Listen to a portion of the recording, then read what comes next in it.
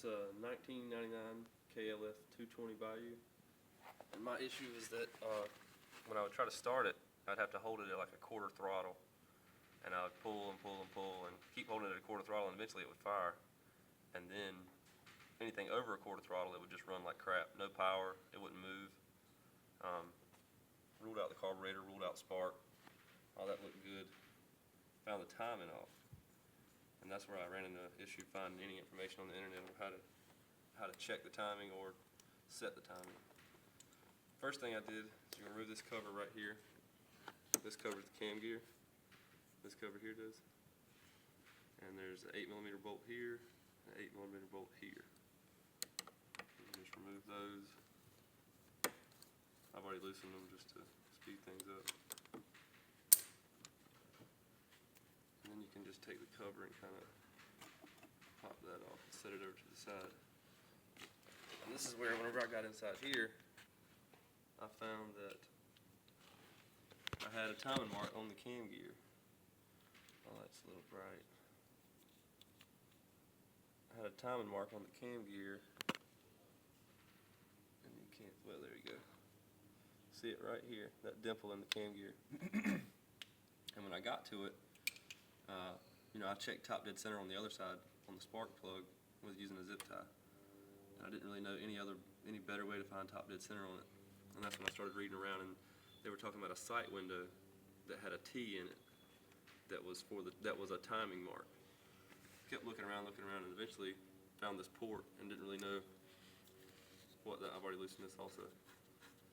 Didn't really know what that was for. And it's basically a sight window to let you know whenever it's at top dead center. And it's a lot more precise than just using a zip tie or using your thumb or trying to feel pressure or anything. But once you look down in here, I kick my flashlight. Once you look down in here, man, it's tough to get a good shot. There is, the camera won't focus.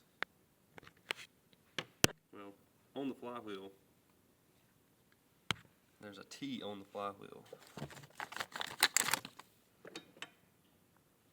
And I don't know if you can see it or not, and I don't think you really can. But you'll see the groove in the threads. That line that's on the flywheel lines up perfect with that groove on the threads. And once that's lined up, you know you're at top dead center on the compression stroke. And if you want to check if you're on a compression stroke, just use your thumb, hold it over the plug and rotate the engine over. Not electric start or anything.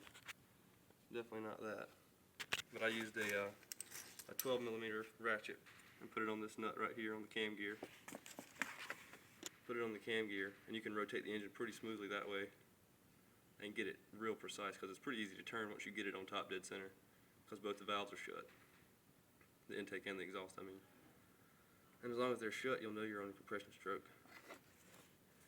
But once that T was lined up with that groove in the threads, I had to take the tensioner out. This is the tensioner here. Sorry. Here. Remove that 10mm bolt, and there's another one on the back side of it. And that'll come out. Just slide straight out. It's spring loaded. This bolt here.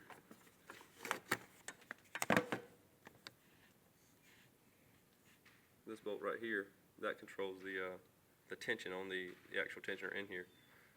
Normally once you put it in, just loosen that and it'll tension itself. My real problem is an old cam gear. I mean an old cam chain. It's slopping around, and at any time it can jump timing. It doesn't do it often, but this is the second time it's done it since I've had the four-wheeler, and it's old.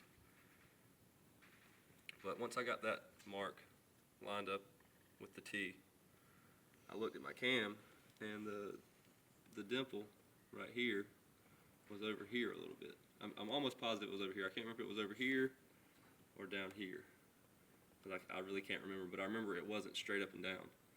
And I just kind of assumed that it was supposed to be straight up and down, lined up with the T mark.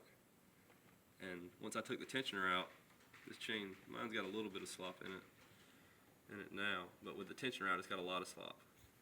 And once you get the chain off, which I just ran a screwdriver, once the tensioner's out, I just ran a screwdriver around here and held onto it, because if you drop it, it'll fall down the crankcase, and then you'll have a time getting it out. That didn't happen to me, luckily, but I used that screwdriver to just ease it around and then slide the cam chain off. And then you can turn the cam gear pretty much by hand and get it lined up. There's also a dimple right there in the casting, and I lined it up with that casting mark and just kind of eyeballed it. Pretty bad for timing, but I just eyeballed it, put the cam chain back on, put the tensioner back on, made sure that my mark was still lined up down here, and everything looked fine. Once I did that, I just put everything back together, put the spark plug back in, put the covers all back on, put this plug in, and started it up, and it ran fine.